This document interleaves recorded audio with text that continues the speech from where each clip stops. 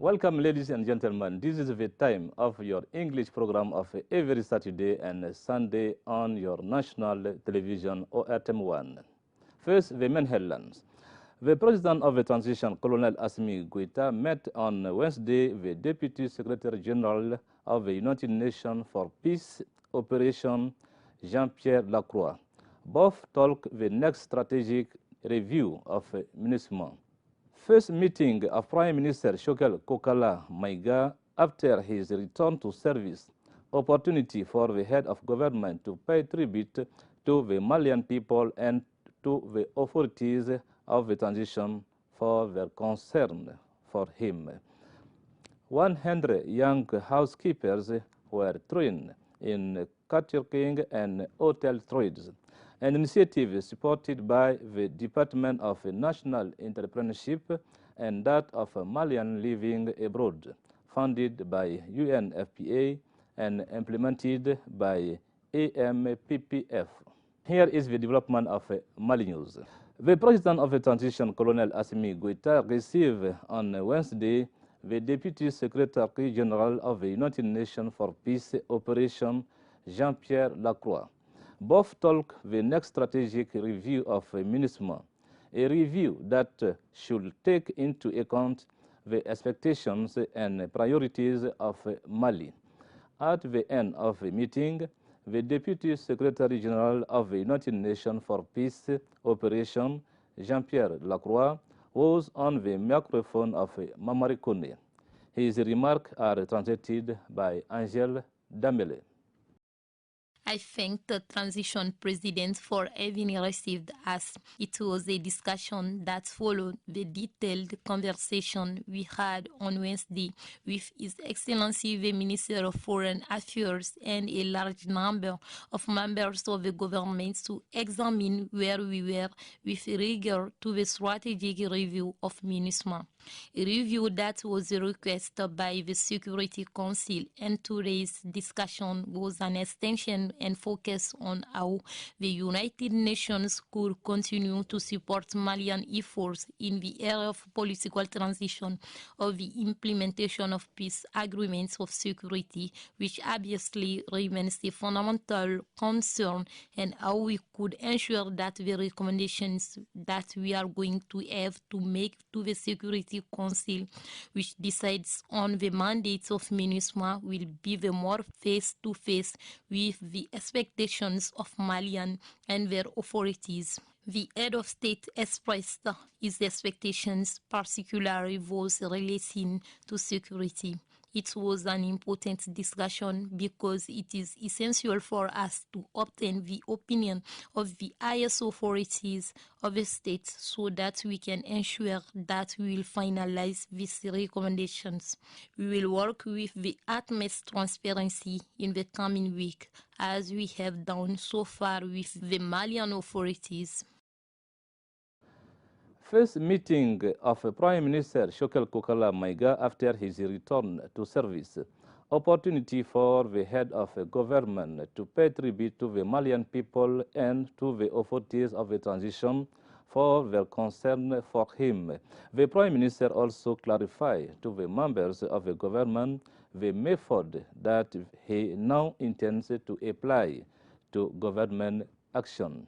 Let's follow Alfsen Touré's report, translated by Drisaka Dambele. He is the Prime Minister, visibly healthy, physically and morally, well received by ministers. An opportunity for the government head to thank all Malians, as well as the transition president, Colonel Assimi Goïta. According to the Prime Minister, Dr. Shokel Kokala Maiga, the transition president message and his diplomats comforted his morale. He is sincere to help strengthen trust given to Malian people. He thanked all Malians, especially religious leaders. He also thanked the state minister due to Malians' happiness with his work. The Prime Minister emphasized the necessity for government members to give their all to satisfy Malians. He signed a new form of self-assessment in order to be able to master the situation. 30 health professionals from 18 West and Central African countries were in Bamako. This was during the second meeting of the Regional Technical Working Group on Biosafety and Biosecurity. Its purpose is to prevent possible contamination linked to microbes. Report Fademba Keita and Gassou Diarra for the English version. The group of experts took part in a meeting. The meeting was about biosecurity. Many experts from different countries were in Bamako in order to talk about biosecurity. For many experts who took part in this meeting about biosecurity, in fact, this meeting was a real opportunity for them to think about biosecurity. Each of them made proposals about biosecurity in Africa. This group of experts was working together so as to improve biosecurity. The participants were experts and they were discussing each other in order to find solutions about health. Every year, this meeting takes place. Objectively, this meeting was meaningful. It can be an opportunity for African countries to work together so as to guarantee biosecurity in Africa. The more we preserve biosecurity, the more we have a possibility to make our health care better. Mobilization of diaspora skills for employment in Mali is the name of a program initiated by experts from the Malian diaspora. To achieve this, 100 young housekeepers were trained in catering and hotel trades, an initiative supported by the Department of National Entrepreneurship and that of Malian Living Abroad, founded by UNFPA and implemented by AMPPF. Report Bakary Koulibaly and Drissa Kadamele for English Time. There are 100 housekeepers trained to serve in restaurants and hotels. After weeks of capacity reinforcing, they receive their permit. The training benefited Skills Mobilization Program support of Diaspora for Employment in Mali. 100 women are trained on how to maintain a house, how to cook, how to have good hygiene. These women will be able to work in hotels or other sectors. This initiative of Malian diaspora is funded by UNFPA, implemented by AMPPF, with the support of the Department in charge of National Entrepreneurship of Employment and the Department of Malians established outside, according to the Employment Minister. This program will always be supported. Recognition diplomas were awarded to those who contributed to the success of the event. Sketches about housekeepers suffering furnished the event. For this event, Intereni Agency offered hygiene kits to 80 housekeepers. Aboubakrin Ak Mohamed Mita was re-elected for a 5-year term as head of the network of pastoral peoples of the Sahel. It was during the statutory General Assembly of the network held in Bamako. The pastors or breeders from 12 regions took part in this meeting. It was also an opportunity to review the statutes and rules of procedure, to adopt certain reports and the Annual Action Plan 2023-2024. Reports Fadema Keita and Gassou Diarra for English Time. The Association of Shepherds organized a meeting. Time is hard for many shepherds. For this reason, they organized this meeting in order to talk about the difficulties In this sense, they are hopeless. They have no activities because of insecurity issue. For these many shepherds don't have intention to own animals. In this insecurity situation, nothing is sure for shepherds. To be honest, many shepherds have no motivation to do this job. One of the biggest motivation about this meeting of the Association of Shepherds to be sure that they can own the animals. Some participants were speaking about the objective. For them, the association wants not only to regroup shepherds, but also they are taking part in the peace agreement. Objectively, they share the experience about peace agreement and also regroup shepherds.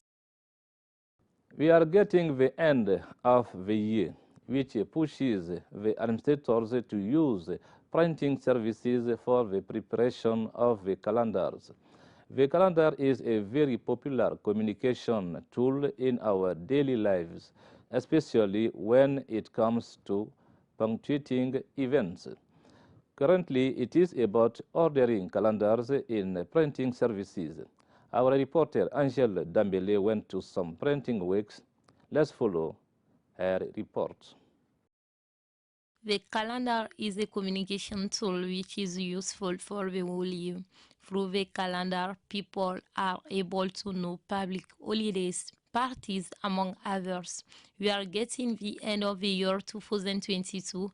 We went to some printing houses like that of this interlocutor who said that this year is different from the previous year. For the moment, we make few calendars following orders. I have two machines for making, one that makes calendars without color and the other in color. If it was like before, our daily production could reach 15,000 calendars. As we are in December, the making of the calendars continues until January.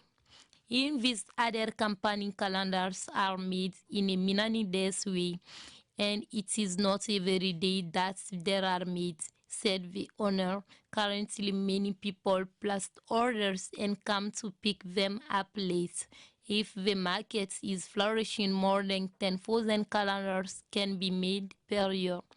In this last printing house where we went, the general manager let us know that they make different kinds of calendars. The daily production is within 15,000 calendars, but this year we had in the 5,000 calendars seen the flow to arrive. We still have a gap to fill of nearly 10,000 calendars. We have several equipments, and on this day we only operate two machines. As a business manager, I can say that the international crisis is already affecting raw materials, which has led to a slight increase in calendar prices.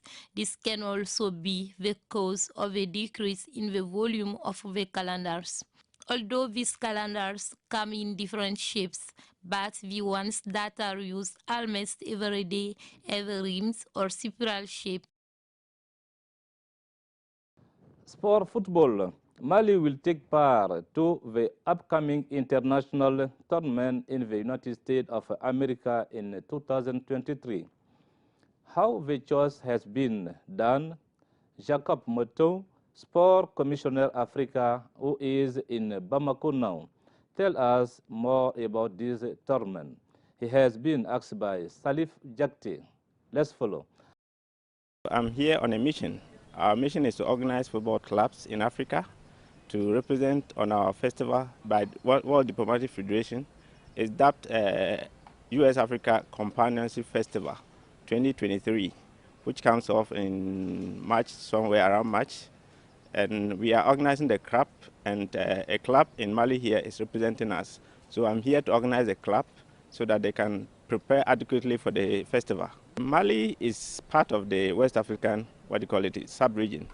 Of course, yes, we have good clubs in Mali. We have talent in Mali. So we decided to choose a club in Mali that can represent in the championship.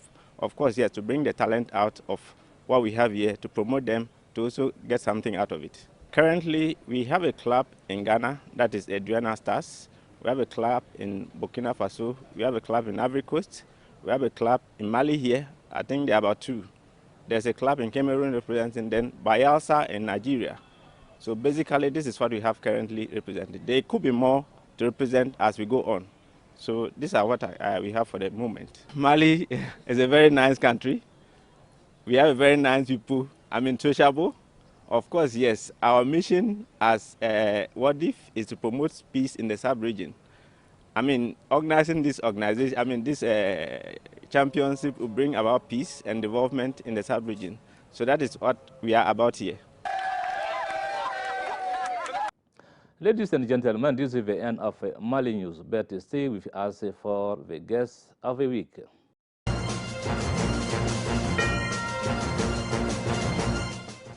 I'm not alone in this big studio. I'm with 2 guests with whom we are going to talk about Kandia's English competition.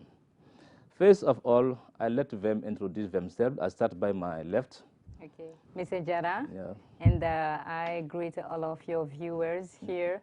My name is Kanja Traore. I'm the initiator of Kandia's English Inclusive Inter-School Competition. Okay, welcome. Thank you very much. Okay. Hello, Mr. Jara, and all your staff. Yeah.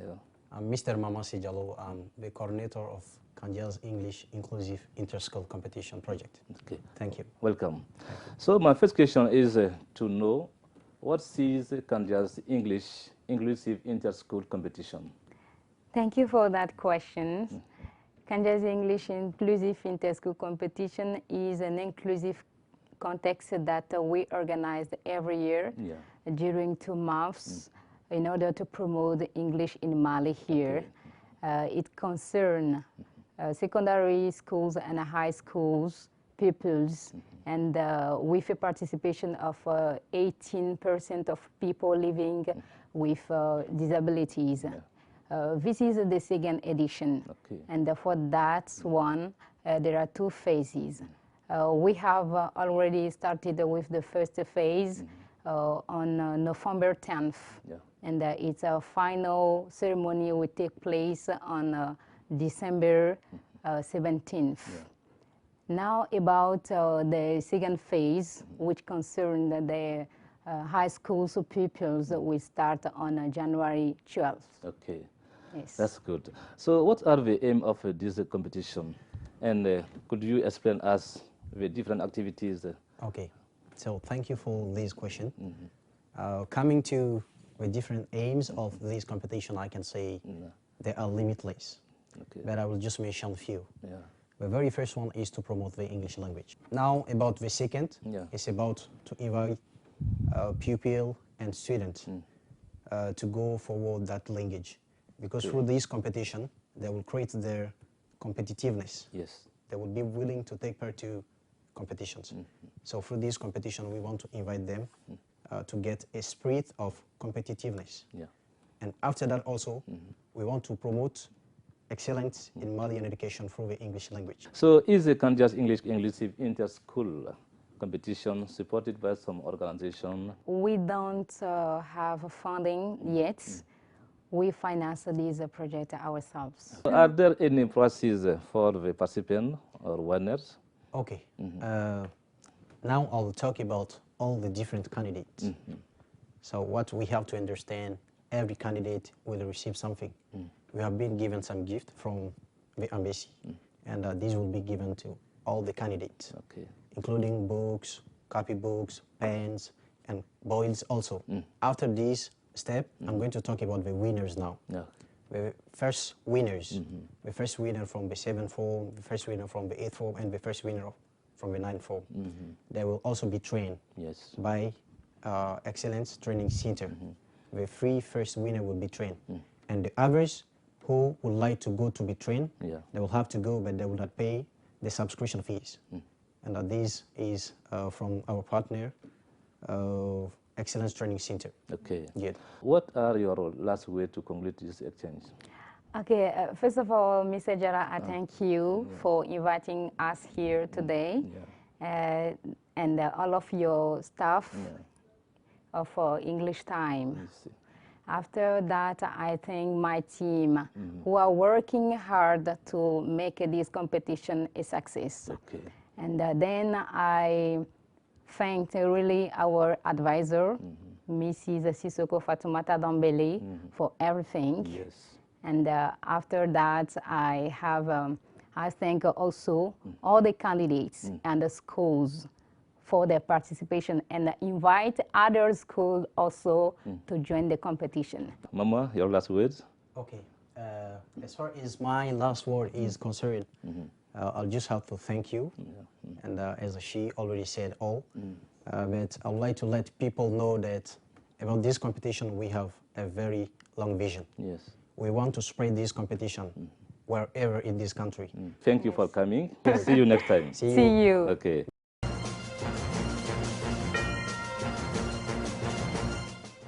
Now, time for your English lesson.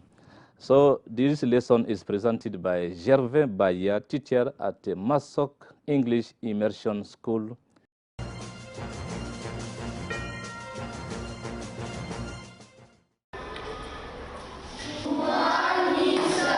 morning, class. How are you? I'm fine. And you? Fine, thank you. Sit down.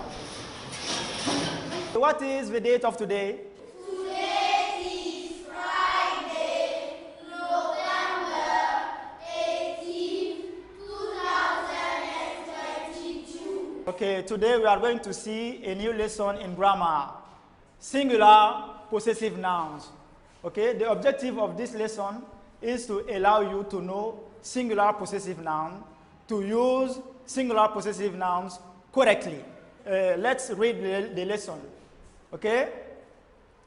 Possessive nouns show ownership. The objective of this lesson is to allow you to know singular possessive noun and to use them correctly in sentences. Okay? Yes. So I'm going to read the lesson for your understanding. Possessive nouns show ownership. It shows that someone owns something. Okay? Yes. Okay, when we say singular, singular means one. Okay? One. So, a singular possessive noun shows that something belongs to one person or one thing. Now, let's continue. A singular possessive noun uses apostrophe S. When you are writing singular possessive noun, you use apostrophe S to show belonging. Did you understand? Yes. Okay, now we have sentences on the board. We are going to read the sentences and then we will circle the singular possessive noun. After this, you will tell me what is the singular noun. And after, we will explain the belonging. It's okay? Yes. Okay, who can read the first sentence? Yes, Aminata? Fatu's dog helps her get to work. Fatu's dog helps her get to work. Okay, now, who can tell me what is the singular possessive noun here? Yes, Sisse? Fatu's. Fatu's. So, Fatu's is the singular possessive noun. What is the singular noun here? Yes, Abubakar? It is Fatu. Fatu. So, Fatu is one woman or one girl. Something belongs to Fatu. So now, who can explain the belonging? What belongs to Fatu here? Yes, Bertine? The dog belongs to Fatu. The dog belongs to Fatu. Good. The dog belongs to Fatu. Okay, now the second sentence. Who can read the second sentence? Yes, Suri? The dog's leash is on the table. The dog's leash is on the table. What is the singular possessive noun here? Yes, Buba. The dog. The dog. Dog. Dog. So here we are speaking about one dog. One dog, singular noun. So the dog's leash, singular possessive noun. Okay, who can explain the belonging? Stella? The niche belongs to the dog. The leash belongs to the dog.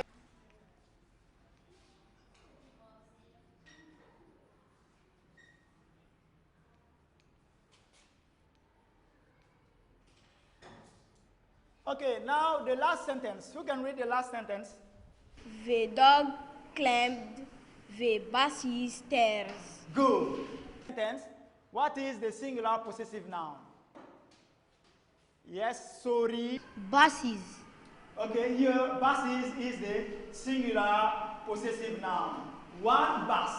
Okay, something belongs to one bus. Okay, who can say the belonging here? What belongs to what?